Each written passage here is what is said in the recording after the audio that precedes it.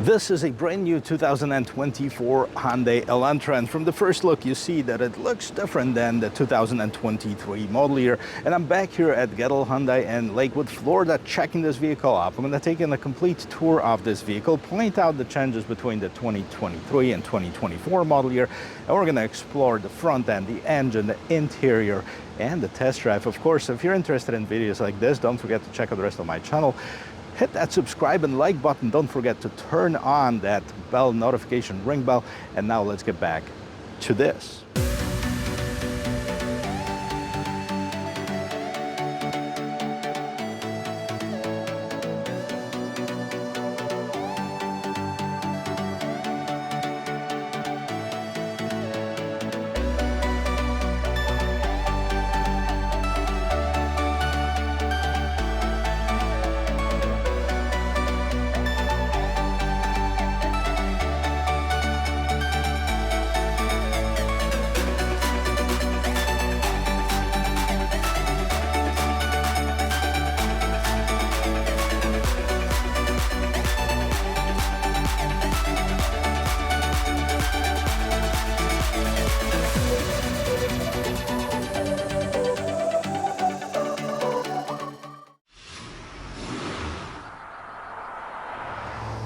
And I'm going to start this review with one change that you'll notice right away before getting into the vehicle, and that is, of course, the key fob. So we've seen this key fob on the brand new Kona. Now Elantra gets it as well. Kind of an egg-shaped one. I'm not sure if I like it or not, but hey, you'll be the judge. Lock on lock. You have the hold for remote start, hold for the panic button, hold for the trunk release. So that's the key fob. Getting back to the car, one thing that you can't hide is that the front end looks completely different, and they achieved that by putting the brand new lights. So you can see it has this very thin lights, more aggressive, more sporty. Right on top of it, there's a daytime running light slash turn signals, and if you kind of see them floating, they're not. This is just basically the camera playing tricks on you. And down at the bottom, you have the regular headlights. Scrolling down, you can see that there's some open spaces here for this better aerodynamics, for those air curtains on the side, and the front bumper design is completely different than the outgoing generation. It has a lot of open spaces, kind of this chin spoiler down at the bottom, and big Hyundai logo. Now between the lights, at first I thought this was a light strip connected to two, but it's actually just the aluminum trim piece. It looks good. It definitely adds to the design of this vehicle. As you can see, probably from here it's going to be the best angle. Right here, the big Hyundai logo sits right in the middle of this V-shaped groove. Pop the hood open, and underneath we'll find a 2-liter 4-cylinder naturally aspirated dual overhead cam 16-valve engine. Produces 147 horsepower and 132 foot-pounds of torque. It is mated to Hyundai's intelligent variable transmission. Now, as far as the hood, it has some sound insulation underneath it, but unfortunately no hood struts, just that prop stick. And moving to the side view of this vehicle, you can see that it maintains basically the same shape as the 2023 model year, with some of those geometric lines and creases that are going on in between the doors. Now, Hyundai claims that it has the brand new fender design, and that's probably to accommodate, of course, this new front end. As far as the wheel and tires, on this SE trim level, we get the 16-inch wheels, which I actually love the way that these rims are designed. First of all, I like the design of the rim itself, and I like the color of it, more of a gunpowder metal. The tires are 205/55 on the 16-inch rim. And also, one of the differences to point out is the C-pillar and the trim behind it. Not very visible on the black on black, but you have this whole trim piece that's new. Now on this SEL trim, we have all the surroundings of the windows are in black color, and you have the mirrors with the blind spot assist. There's no turn signal indicator built inside of the mirrors. The vehicle is equipped with the smart entry system. As long as you have the key somewhere on you, you can lock and unlock this vehicle with pressing of the button. And moving to the backside of this vehicle, there's more changes, and Hyundai claims that it has brand new taillights, and quite frankly, I don't see that. Now, I'd probably have to have the vehicle side by side to tell the difference, but they look very similar. Now, those are not LEDs. They're actually incandescent light bulbs, and born the turn signals and the taillights itself. maybe on the higher trim levels you're going to get the LEDs. Also, what's changed is the Elantra, the lettering of it is not as chunky as it was on the previous one. Big Hyundai logo. You have the rear view camera right here. This is to open the trunk, and you have the completely new rear bumper. Now there's no exposed exhaust, but the bumper definitely looks very modern and sporty. Now let's pop this trunk open and see what we have in the room inside. And we do have quite a bit of space in the cargo area. It's actually pretty tall, and the opening is nice and wide. So the seats, this is a one-part configuration, so there's no 60-40, 50-50, 40-80 splits or anything like this. This is one thing, but you do have two levers, one on each side, to unlock the seats. Now we have some goodies in here. Also, there's a hook for your groceries, and underneath this floorboard right here, you'll see we have a spare tire as well as the jack and the tools to help you change that. Now this is your cargo room. Let's see what we have for passengers. We'll start the passenger compartment tour by checking out this rear door panel right here. So it's nice and gray, a lot of hard plastic materials. You have your window controls, of course the door handle, a bit of storage underneath here, and that's pretty much it. Both seats, none of the seats I should say, have the seat back pockets in there, and the fabric looks very nice and durable. As I said before, this is one piece, so if you want to fold it down, this is folds down as one piece, no 60-40. There's also no cup holders, no armrest in the middle, but the fabric feels good, feels pretty soft actually, and it looks very durable as well. Let me see if we have any room in here. And here's the room. Here's as much room as I have behind the driver's seat, which is huge. So plenty of legroom. And definitely enough headroom, even for a 6-foot adult wearing sunglasses on top. I have another inch or so on top, which in this class is pretty good. Shoulder room, no complaints here. Seats are fairly comfortable. Now let's move on to the front. Well, let's listen to the sound of the closing door to check the quality of it. Pretty good and solid actually. And in front, Hyundai claims that they added some soft touch materials. Let's see where they're at. Hard plastic, hard plastic. This is softer, right? So this part right here alongside with the armrest, this is a softer touch material. And then you have the window mirror lock controls. You have the tweeter right here and the regular speaker at the bottom, as well as some more storage space. Now, getting into the passenger compartment, you'll notice right away that both driver and passenger seats have manual adjustments.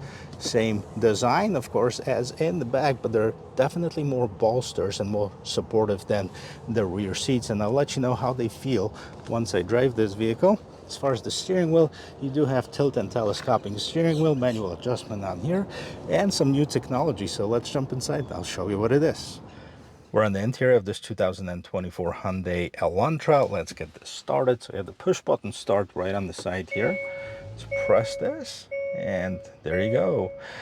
The screens light up, and you do have two 10.25-inch screen standard on the SEL and above models. So that's a new feature for 2024. Let's check out the rest of it. First of all, multi-tier dashboard right here. I like the way that the vents are connected with this trim piece. Now this is all hard plastic materials. This is actually a little bit softer, kind of same thing as on the side. You have the glove box right there. We'll get back to the screens. Let's take a look at the steering wheel. I like the Hyundai logo right there. Now on the Kona they did the 4 dots, which is basically H and Morse code. They didn't continue that on the Elantra, obviously, here, but I like this polished aluminum look on the logo itself. Now, the steering wheel, it's not leather wrapped, but it has the notches on 10 and 2 to help you control the vehicle better, if you will. And then you have a bunch of buttons on each side. On the right-hand side, you have the cruise control settings. You also have your media settings as far as the plus and minus your pages, what's going on inside of this instrument cluster. You have the lane keep assist. On the left hand side you have 2 buttons that you can customize. One is mode button, this is a star button. Both of them can be customized to several different options, and this is also voice control. You have the volume and up and down, so basically whatever you're in, whichever mode you're in, you can control that too. Now, a mystery thing on the Hyundai right here, and a lot of people told me different things, is this right here. Now this really serves no function, right? But a lot of people say, hey, this is to balance off the screen because you have a circle over here and they put the circle over here, so eliminate kind of the dead spot. Some of the models have polished aluminum trim on it, and some people say this is for the magnet for the phone. I'm gonna ask the guys at the dealerships, and if they know, then I'm gonna put it right in the captions of this video. Now, what else we have? So first of all, you have 3 different modes, and you can change them. So we can see we have the Sport, Smart, and Normal. And right now the display is attached to the drive modes. But not only the display, we also have some ambient lighting, which I haven't seen on the last year's Elantra, but I'm not sure if you're going to be able to see that. Let's take a quick peek right here. Let's see. Right over here, a little bit of red that's peeking through that, and it's basically an LED ambient lighting that goes at the bottom here, which is a really nice touch, especially if you're looking on fairly entry-level vehicle. Switching to this instrument cluster right here, let's see. Yeah, so several different options available. You have your trip, compass, then you have your tire pressure. You have to start driving it, lane keep assist, back to trip. Some of them have sub-menus in here, but overall a nice and clean design as far as the instrument cluster. So on the left-hand side, you have the speedometer, right-hand side, you have a tachometer. Gas gauge, you have the mileage to empty, basically. You also have your MPGs at the bottom, 79 degrees outside. Well, let's move on to this main screen right here. Turn this fan down just a little bit, and here's your home screen. So this is the more premium design, more premium software. And with that said, the first thing I did is hit that phone projection button, and it still says please connect the phone that supports Android Auto, Apple CarPlay using an approved USB cable. So you have both of them, but you need to connect them via cable, not wireless connection. There's been some rumors that Hyundai says that they're going to do an over-the-air update to support the wireless connection, but I have not seen anything in writing, if you will. So here's your map, and make it a full screen if you wanted to. We can just get rid of this weather. And so here's your navigation system, basically. Phone projections. Voice memo allows you to record the short voice messages, so you don't have to write it down. Climate settings. And you have the dual zone climate control, which is a really nice touch in the vehicle this size. And I'm going to show you that you can control it this way. You can also control it at the bottom there. I'm going to show you how in just a moment. There's your back button. Valet mode, quiet mode, which turns off the rear speakers and just the front speakers. Here's your radio. Let's see what settings we have, the different sources. So you can already see that there is a Sirius XM. You also have the FM and AM, of course. And go back to your setup mode. So in the setup, there you go. Now we have it. Go to your vehicle settings, and we can go straight to lights. So ambient lighting. So we can select a link to the drive mode or dimmed in the dark. So automatically dims mood lighting under darkened conditions. We don't want to do that because I like it bright. And as far as the color, if you unlink it from the drive mode, let's see what we have. So we have the orchid green, yellow, red, purple, violet. You also have a custom color, set custom color. I didn't even know that was possible, so that's new. All right, that's fine. And I don't know if you can see, but it changes that light in the back there. Let's move back from here. This is a cool feature, but let's go to the more practical features of the vehicle. So you can customize the cluster. You can do the different theme selections. Right now we'll link to the drive mode. You can go to the cube theme, which I never liked that, but there's some people that swear by it, that this is a better design. All right, well, if you like it, well, it's here for you. I like it linked to the drive mode, kind of changes it up a little bit. You have the different content selection, and so there's some customization. So even for the base, fairly base model on this Elantra, you'll get quite a bit. And different adjustments, of course, as far as the door. Let's see what the convenience is. Rear occupant alert, which is a nice feature so you don't forget your kids in the car. What else we have? Back to, there's your button customization. So several buttons can be customized. You can see custom button navigation, custom button steering wheel, mode button steering wheel, up and down buttons on the steering wheel, and the volume knob. That all can be adjusted. So volume knob, basically right now it controls the volume and power, but you can make it controlling the browse media, map, zoom in and out. Let's leave it to the traditional stuff. General settings of the vehicle. Okay, tells you the system info, date, time, language, keyboard units, etc. Data network. Blue Link is a Hyundai subscription service, allows you to start the vehicle, check the vehicle, that type of stuff. Voice recognition, device connections, button, vehicle. Now device connection, obviously this is about your phone, about anything that you connect to the vehicle. So this is it. Now let's put it in reverse really quick. Let's see what the camera looks like. Nice quality camera, active trajectory lines, and you have two different angles on the camera. And put it back in park. Scrolling down, you have some shortcut buttons: map, navigation, radio, media, power, volume, seek, track. Again, you have the custom button and the setup button. And down here you have the automatic climate control, which is a 2-zone climate control. Huge plus, you know, for bringing it to the vehicle in the fairly entry-level model. Some shortcuts for the climate control settings down below. You have the USB Type A, USB Type C. You also have the power outlet. Here's where you change your drive modes. You also can turn on your rear view camera. And the shifter, more of a traditional shifter. You also have the sport mode with the plus and minus. So you have the simulated gears, as the intelligent variable transmission doesn't have any. And you have the cup holders. And you also have the adjustment for the smaller cup holders. Is it an ashtray? Not sure. But cup holders right here, regular parking brake. Bit more storage underneath here. And then going up here, nothing too crazy about the mirror, no home link system. You can turn the lights on. Now these are the incandescent lights. And you also have the blue link and SOS features up on top. Mirrors, illumination. That's your interior. It actually looks pretty cool. Let's see how it drives.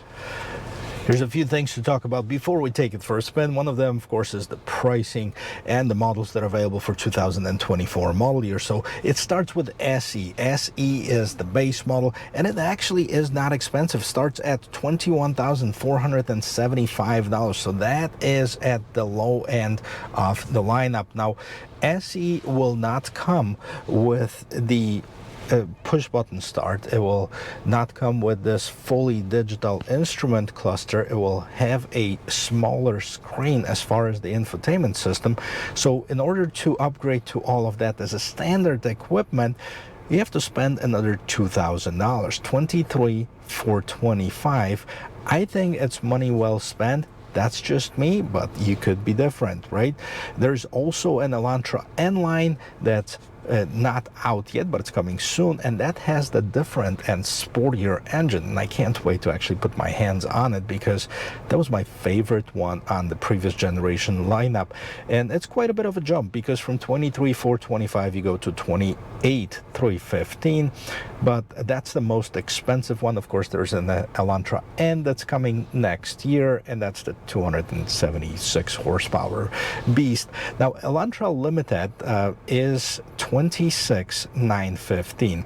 Let's quickly just go over the Elantra SEL versus the SE. So you get the 16-inch wheels, alloy wheels on this vehicle. You have the proximity key with push-button start. You have the dual automatic temperature control, driver auto up window, and illuminated vanity mirrors and sliding sun visors. You can also get the convenience package to this vehicle, and that would upgrade your wheels to the 17-inch wheels. You'll get the forward collision avoidance assist with pedestrian, cyclist, and junction turning direction. You'll get the 60/40 split. We also have this bench seat in the back, smart cruise control with stop and go and dynamic voice recognition. Now, we're talking about the Limited. It's going to get the forward collision assistant assist with pedestrian crossing, parking distance warning, parking collision avoidance assist, surround view monitor, blind spot view monitor, intelligent speed limit assist, 17-inch wheels as standard, sunroof, dark chrome exterior accents, LED plus bulb taillights, so a combination, I guess, side mirror, turn signal indicators, heated outside mirrors, and leatherette seating surfaces, which Hyundai call the H-Tags. So that's the differences between the models, and of course the difference between the regular Elantra and the N-Line. The big one is the 1.6 liter turbo GDI 4-cylinder engine with the 7-speed dual clutch automatic transmission versus the intelligent variable transmission. You also get the 12-inch front brakes on the N-Line, multi-link rear suspension, sport model select, which is an additional drive mode, 18-inch wheels, chrome twin exhaust outlet, LED plus taillights, side mirror, turn signal indicators, and then you have the N-Line front grille and bumper, N-Line rear fascia with diffuser, N-Line belt line windows accents and heated outside mirrors, and the sunroof is standard equipment. So it's really exciting. The vehicles are not super expensive. Even the top of the line N-Line, ends at under $30,000, and you can get this. Now, one thing to talk about too is gas mileage. Where's my sticker? Where's the sticker to this particular vehicle? Right here. As you can see, this is a non-hybrid version. By the way, there's hybrids that are coming too. 34 is the combined number, 31 in the city and 40 on the expressway. So again, not bad as far as the frontal. 5-star crash rating, passenger, you got the 4-star rollover, 5-star side crash is not rated yet, but that is good, right? So this is what we have. Let's take it for a spin.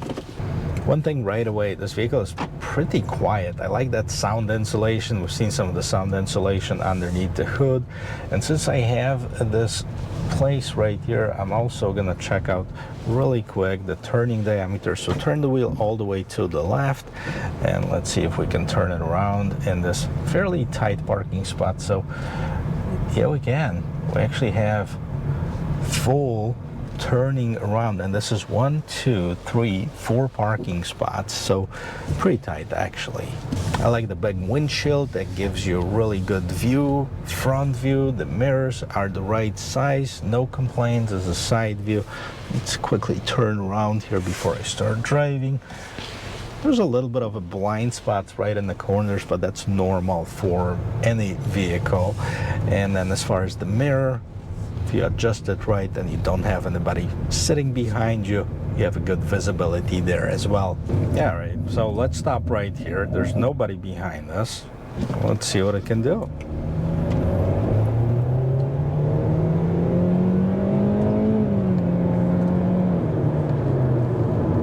I get it up to about 55. I have to tell you, this is not the most exciting experience as far as the acceleration, but this is not a sports car either, so it's gonna definitely give you enough power to merge in the traffic, but there's no thrills here. Probably about 9 seconds if I were to guess. I don't know what the actual number is, but that's basically what it feels like. So I just switched this vehicle to smart mode and see if there's any differences. I guess the smart mode is letting the vehicle decide of the adjustments as far as the shifting, etc., to give you the best performance and the best gas mileage based on the current driving style that you're doing and the driving conditions, of course. Well, let's turn it around, and I'm going to do the acceleration in the smart mode again, and we're going to see if there's any differences here.